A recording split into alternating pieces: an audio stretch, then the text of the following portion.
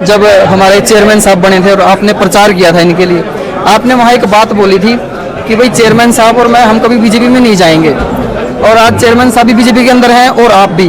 ऐसा क्या परिवर्तन आया कि बीजेपी में जाना पड़ गया आपको? आपने बीजेपी ज्वाइन करी, आपके पीछे कारण क्या था, मेन रीजन क्या था? असल में हल्के कुछ लोग भी बोलते हैं कि जिलेराम शर्मा तो चुनाव लड़ेगा ही लड़ेगा, किसी भी कीमत पर लड़ेगा। अगर टिकट कोई और लेके आता तो क्या जिलेराम का समर्थन उस प्रत्याशी को पूरा पूरा रहेगा बीजेपी में? भाई हरियाणा खबर टीम देख रहे हैं आप, मैं हूं आपके साथ राहुल अत्री। असंत के अंदर मौजूद हैं पूर्व एमएलए और सीपीएस जिलेराम शर्मा, पंडित जिलेराम शर्मा हमारे साथ मौजूद हैं। शर्मा जी, सबसे पहले तो बड़ा स्वागत है हरियाणा खबर टीम पे।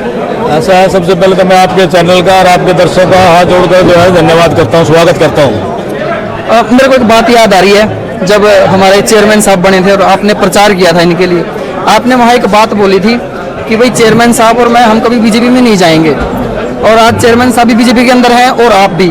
ऐसा क्या परिवर्तन आया कि बीजेपी में जाना पड़ गया आपको? ऐसा है, हम कोई किसी लालच में या किसी उस बात में नहीं गए।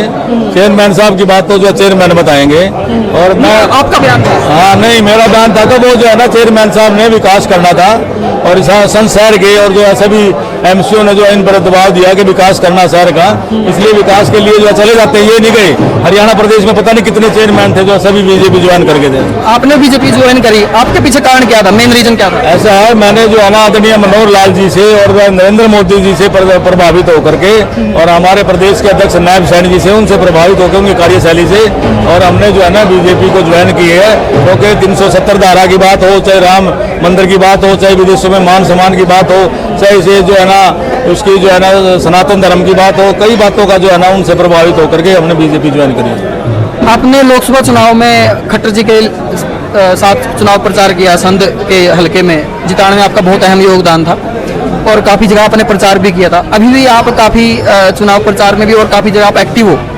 टिकट का क्या लगता है आपको, भाई जिलेराम शर्मा को ही मिलेगी या फिर कोई और लेके जाएगा? नहीं, टिकट तो पार्टी हाईकमान ने देना है, और जनता की जो है ना वो राय शुमारी लेंगे, और ले भी ली होगी। हर तरह से सर्वे करवाते हैं, उसके बाद पार्टी की मर्जी है, किसी को दे, पार्टी जिसको भी टिकट देगी उसके साथ है हम। आपने बीजेपी में जाने से पहले एक बड़ा गांव के अंदर एक प्रोग्राम किया था, आपने वहाँ ये बोला था भाई चुनाव तो मेरे को लड़ना है, चाहे किसी कोई पार्टी लड़वाई या कैसे, चुनाव तो मैं लड़ूंगा। तो क्या अभी भी ये बात है कि अगर आपको बीजेपी टिकट नहीं देती तो क्या आप चुनाव लड़ोगे? नहीं, ये तो जो है ना उस समय तो मैं आज़ाद था, किसी पार्टी में नहीं था। मैंने ये कहा था मैं आज़ाद हूँ, आज़ाद मेरे साथी हैं, जैसा वो कहेंगे वैसा करेंगे।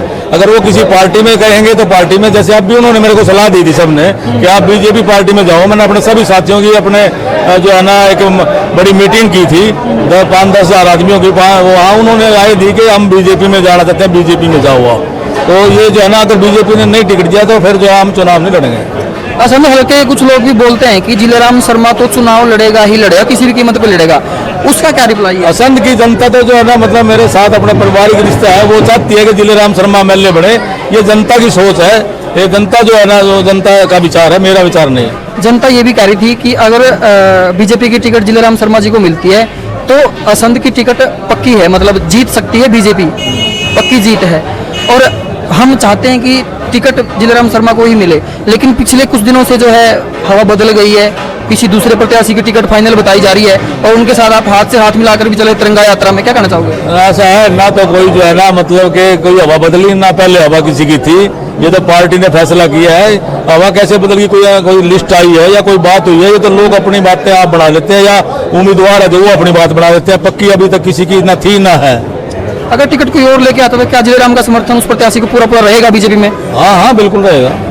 और असंध के विकास के लिए अपने क्या मुख्य है जो सोच रखी है, विचार कर रखे हैं कि भाई अगर मेरे को टिकट मिलती है और मैं जीत जाता हूँ तो क्या बड़े फैसले असंध के लिए रहेंगे? अभी बताया हमने, बेरोजगारी की समस्या को दूर करेंगे। अगर हमें टिकट मिलता है और जीतते हैं तो यहाँ पे रेलवे लाइन भी लाएंगे, और भी कई मुद्दे हैं जो हम लेके आएंगे। 25 तारीख को यहाँ पे नायब सैनी जी आ रहे हैं, सभी जनता को कैसे देखना चाहोगे? हाँ, मेरा सभी साथियों से निवेदन है आपके चैनल के माध्यम से, 25 तारीख को जो है ना नई अनाज मंडी में 10:30 बजे लगभग जो है मतलब अपने नायब सैनी जी मुख्यमंत्री आ रहे हैं। उनके स्वागत के लिए, उनके विचार सुनने के लिए वो ज़्यादा से ज़्यादा संख्या में पहुंचे, ये मेरा सभी साथियों से हाथ जोड़ के अपील है।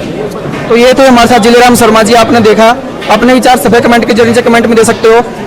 देखते रहिए हरियाणा खबर। जय हिंद, जय भारत।